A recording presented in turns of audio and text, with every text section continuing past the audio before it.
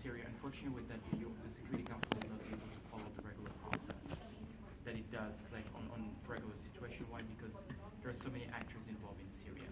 You have the U.S. side with the alliance countries, and then you have Russia supporting Assad, and then you have ISIS, you have the rebel groups, you have al-Nusra, which is a branch of Al-Qaeda there, you have Hezbollah, you have Iran. So you have all of that, you have the Kurds also, and you also have Turkey. And then you may have seen that some of the actors will be targeting certain specific groups, but at the same time killing each other too. And that's the case with the Kurds targeting ISIS, Turkey targeting ISIS, but at the same time Turkey.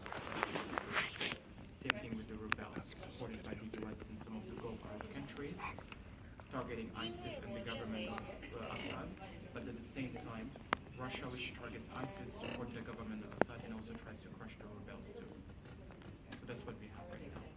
And this is something the leaders around the world have to be very careful, because if there is a slippery slope going on along that path, you can easily end up with another major world war. Okay. Now, on the traditional way, on the regular way, when the peaceful settlement with the negotiations don't work out, the Security Council moves to the next step, which is to impose sanctions. That includes targeted sanctions on individuals, asset freeze or travel bans, or sanctions on countries. The latest example of a sanction on the country was a resolution that was passed about 9 months ago concerning North Korea. And what that includes is that countries get stopped and check shipping cargoes that go to North Korea that leave the country if they have suspicions that there may be objects or the kind of technology that help North Korea build nuclear weapons. Also, financial institutions are discouraged from having relationships with North Korean banks. So that's the kind of measures we have here. Of course, we've seen North Korea violating a lot of the resolutions, defying that. Part of the reason is because they feel emboldened, because they feel somewhat protected by China. That's the reality here. So even that also, the actors around the world have to be careful, because there are several parties in that area too. You have China, you have Russia, you have Japan, and all of that also could end up into a major war, or possibly a nuclear war. So we'll all have to be very careful in that respect. Now, if despite these measures and further diplomatic efforts, there is absolutely nothing that can be done, and the issue is becoming even more of a threat to international peace and security, as a last resort, the Security Council would then pass a resolution for the use of force. And that's when you have military interventions approved by this organ. Now, of course, we hope it does not happen with North Korea or Syria, because that will be a major disaster for the whole world. Now, another thing is that the Security Council establishes peacekeeping missions, and I'll give you more details shortly. Now, can you see the midsection where it says President the Russian? Every one of the members of the council serves as president for 1 month, and the rotation is done in alphabetical order in the names of the countries. The representatives sitting around the table are usually the ambassadors of the permanent missions of those countries to the UN. These are not the same as the ambassadors of the embassies and consulate. They are not the same people. If you want to see the example of the US, when you leave the UN here on First Avenue, 45th Street, the building on the left side, you will see that with the US flag.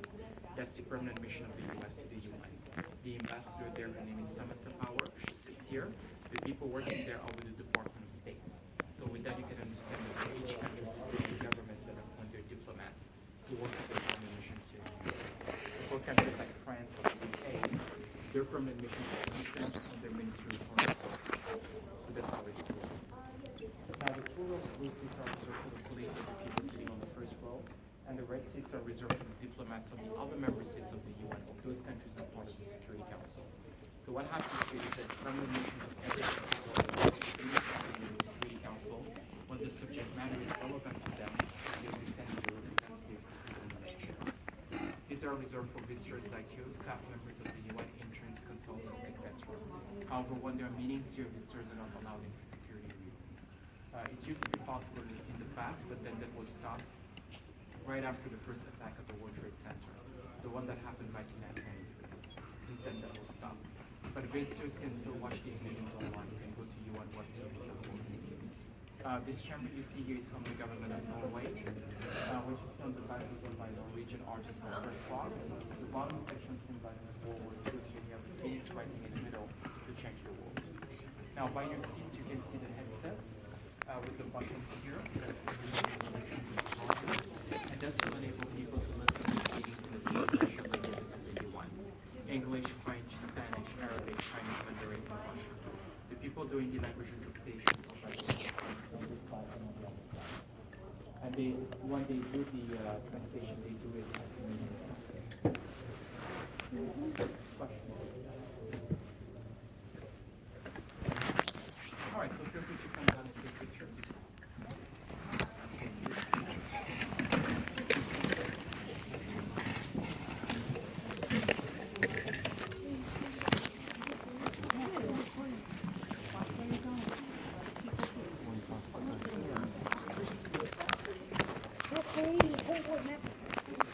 So this is where the URLs are green and stuff?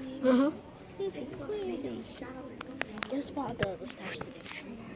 Nice. Oh, look. Dude, I can see the word president from here. Where? Right there, look. Just zoom in. Can you zoom in? Here, just. Here, look. Here, a little bit more. See it? President? President. Yep. President. So this is where they do all There's two presidents. Wait, no, just one. Is Barack Obama coming or is it different president? No. This is doing something else right now. Probably. Why? What do they talk about and stuff like? Oh, take a picture.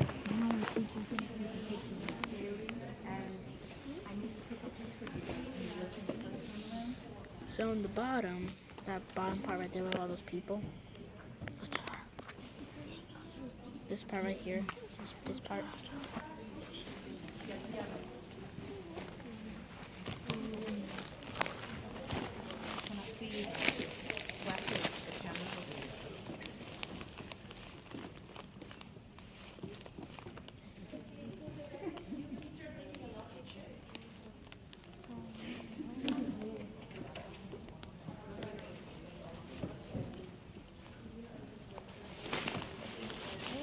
Picture. I'm tired.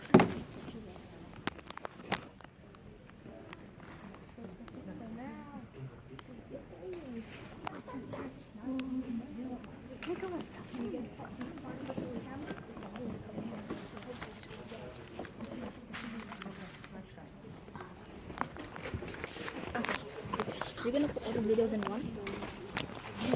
I'll try.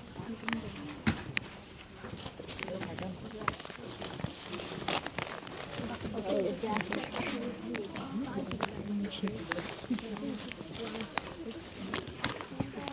Okay.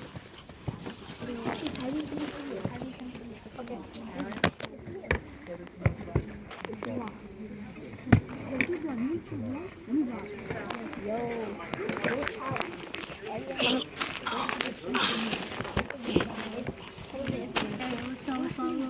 Follow